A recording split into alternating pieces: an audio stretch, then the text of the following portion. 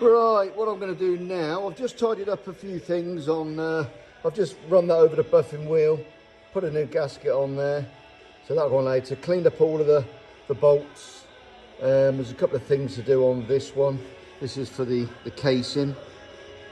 When it goes back on, I've got to sort of give them a bloody good cleaning and degrease before I spray the engine. I've decided to put the engine together, bung all the holes up, and then rough it up, give it an emery cloth over, and prime it and then spray it. I think I'll do it as a whole lump rather than individual parts.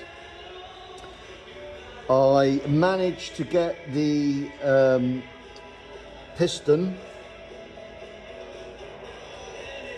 rings free, but I had to put a lot of heat into the actual piston for it to expand, and then it opened up the minute gap on the top ring there, and that one's now free, cleaned up.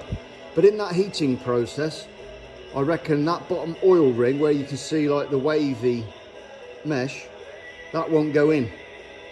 So I've done it as per the book and as per the videos. You put your bottom spring in, you put the wave washer in the middle, and then you put the next spring on top of that. I've tried everything, but it won't go in. It's too wide. So I don't know whether it's expanded with the heat and has kept that shape, kept that expansion sort of diameter.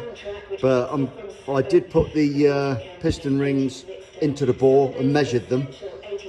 The top two, the middle one and the very top one, and they are all within spec. They're sat right in the middle of the spec. So they're not worn. So I might just replace all three of them. So that's that one. And now what I'm going to do now is I'm going to strip down the calipers. I've just put some penetrating oil on the rusty bolts there.